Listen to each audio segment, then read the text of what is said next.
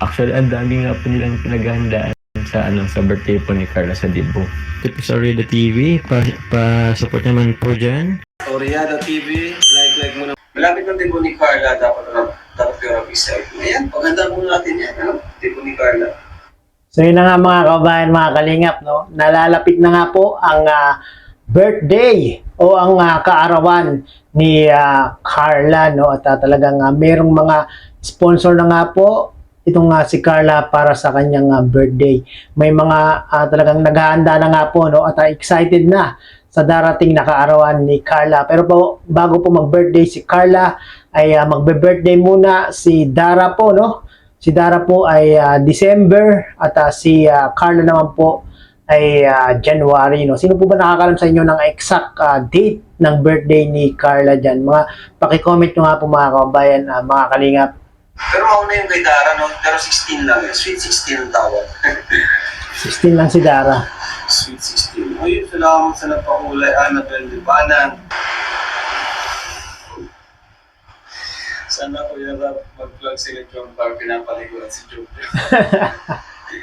Ay, nako. Ayos yun. Okay, pero Zay, shout out. Nandito si Kuya Zay. Magandang content ni Carla at ni Jomar yun, paliguan si Jum ng sabay. Ano, sa papa niyo po mga giving it when you will come here in the Hong Kong Rap, want to see you all, especially you and Edu. Ayan, salamat po. Ang 8 po yung ano namin. Ay, grabe. Swerte ng mga taga Hong Kong dyan, no? At nalalapit na po ang pagpunta ng Team Kalingap sa Hong Kong. Malamang dudumugin ng tao sila Kalingap Rob dahil yung pagpunta nila Kalingap Rob ay Chinese New Year po. No? Pag Chinese New Year po, marami po ang naka-holiday niyan, no? Flight, papunta dyan. And 30 naman po yung pauwi. So, matagal kami dyan. Kaya excited po. Exciting po yun. Ayos. At may kasama tayo isang angel. Walang iba kung si Joy. Ay, si Joy lang ang nakasama mga kababayan, mga kalingap, no? Si Carla po ay hindi po makakasama. Si Jomar po ay makakasama, no? Kaya nga po si Jomar ay nag-live kagabi na kung saan ay nalulungkot nga po si Kuya Jomar dahil hindi po nakasama yung kanyang babe na si Carla. So, grabe. Ano? Nakasama si Joy sa ibang bansa. Na dating ganun lang yung bahay, katayo sa buhay, gano'n. Kapila sa sira-sirang bahay, di ba? Pero ngayon, Grabe, no? Hindi nyo akalain, no? Talagang si Joy ay makakapunta ng Hong Kong. Napakaswerte talaga ni Joy, no? Sa team Kalingap. Buti na lang ay na-scout siya ni Kuya Andy at ni-repair dito kay Kalingap para talagang matulungan na talagang makaahon sa hirap ng buhay. At ngayon nga po ay napakaganda na ng buhay ng pamilya nila Joy, no? At sila Joy ay pinagawa ng malaking bahay, binigyan ng mga gamit at complete package. At ngayon na yung nanay niya ay meron na pong sari-sari store. Grabe ang pagtulong talaga ng team Kalingap, no? Talagang bibigyan ka ng pag-asa, no? grabe, ano?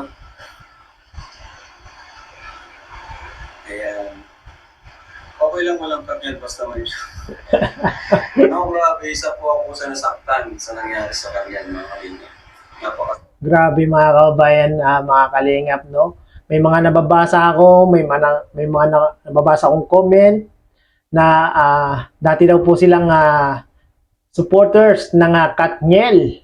At dahil nga po sa nangyaring breakup ni Daniel at ni Catherine, ay lumipat na po sila sa team Jomcar, no? Grabe, hindi po kayo magsisisi sa paglipat nyo sa team Jomcar, no? Talagang doble ang saya, doble ang kilig pag pinanood nyo na po si Carla at si Jomar.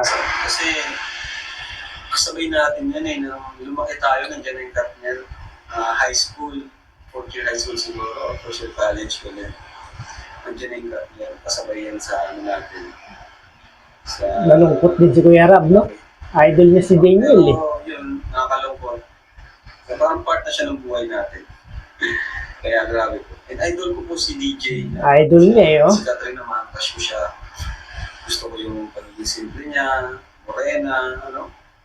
Kasi si Catherine yung babae, ano, hindi nakakasawa yung mukha. Habang tumatagal lang gumaganda.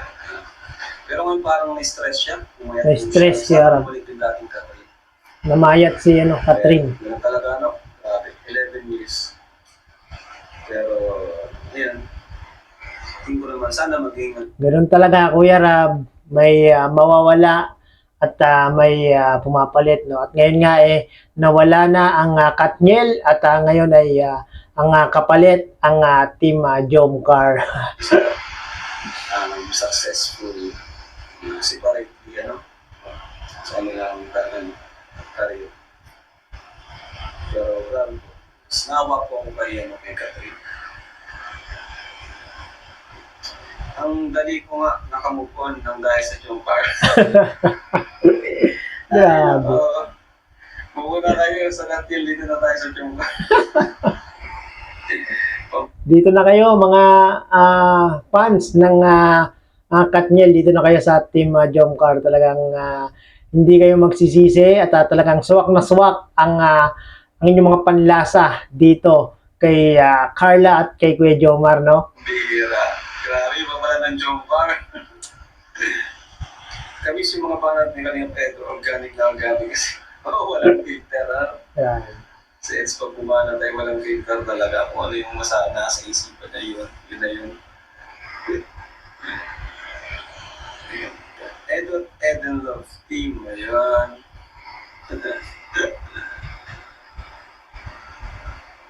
Talagang ang dami nakakamiss kay Edo, no? Gusto nilang bumalik sa big screen.